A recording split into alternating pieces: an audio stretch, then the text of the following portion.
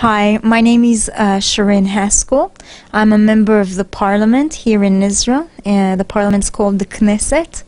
I'm the youngest member of Knesset in the coalition. 33 years old, from the Likud party. So I think the relationship are starting to warm up, but I think there is still quite a lot of cooperation that we can do on a variety of different ground.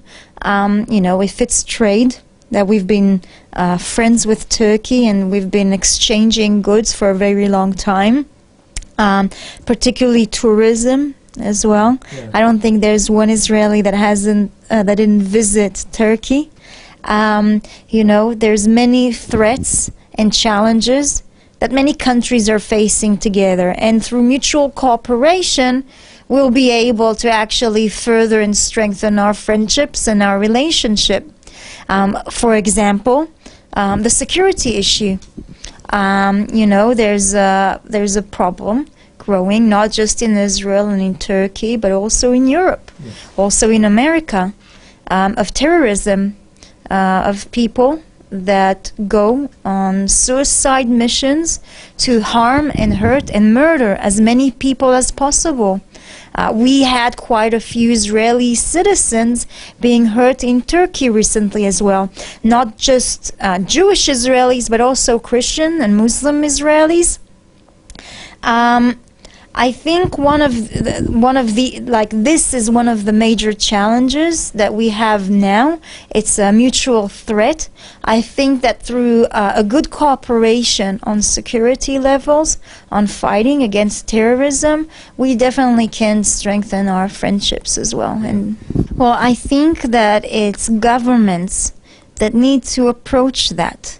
I'll tell you what, the problem with racism, with hatred towards someone that's different from you, doesn't just cause problem towards Israel and Jews. We've been suffering from that for a very long time. But it also creates many fights and war within countries, Muslim countries as well, or Arab countries, between Christian and Muslims and Kurdish and Yazidi and so on and so on. And so I think it's the acceptance. Start from a good education system. The government have to take it under their control. They need to address it as a national problem and start speaking about it. The fact that Iran, for example, have a caricature competition once a year against Jews, whoever can draw the funniest or the most sophisticated anti-Jewish caricature, this is part of this whole process of hatred, of inciting to violence, of racism, growing that racism. Well, that's why governments need to decide that they take it as a national, serious issue that they are going to address. Start from their TV channels. And can include the United States also. Absolutely. From children programs on their national TV channels, going through their education system, learning about other religions, about other people who are different from us, raising them for acceptance, for tolerance, for equality.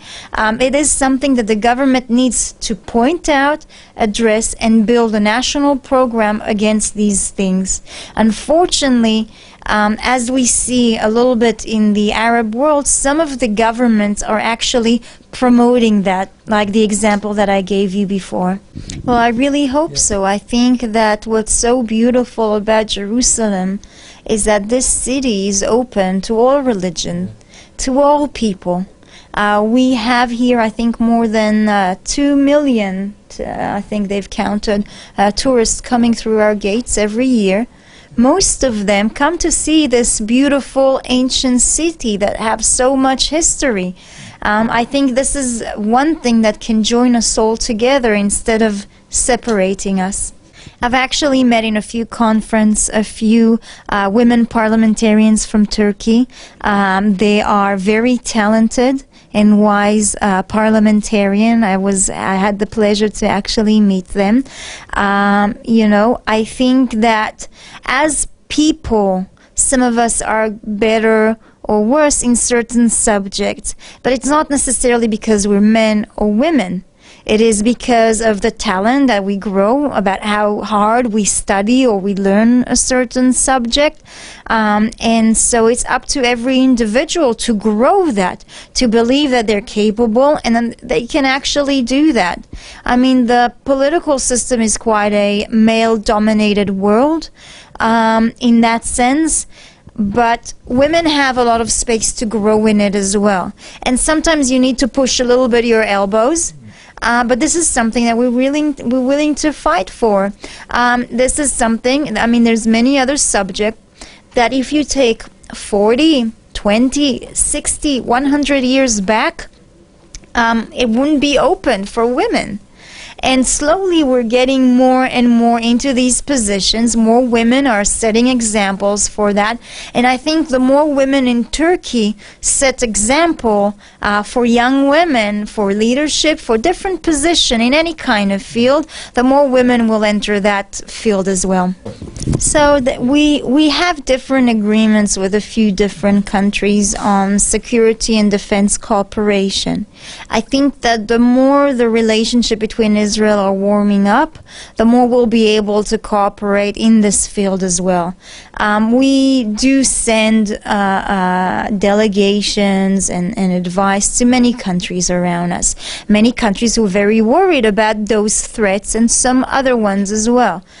So in that sense, I do think that the more our friendship and relationship warms up, the more we'll see delegation that cooperates together on that basis as well. Well, I'd love to come. I'd love to meet, your community and your people.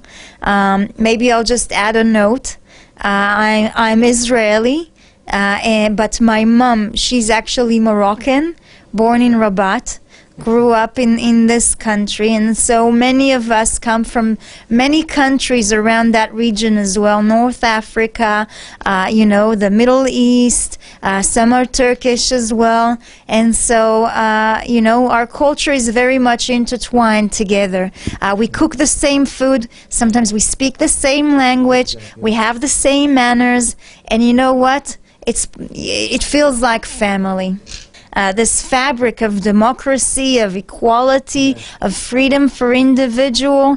I mean, Israel is a beautiful example for so many different cultures and religions joining together to this beautiful Israeli fabric. We're proud of it.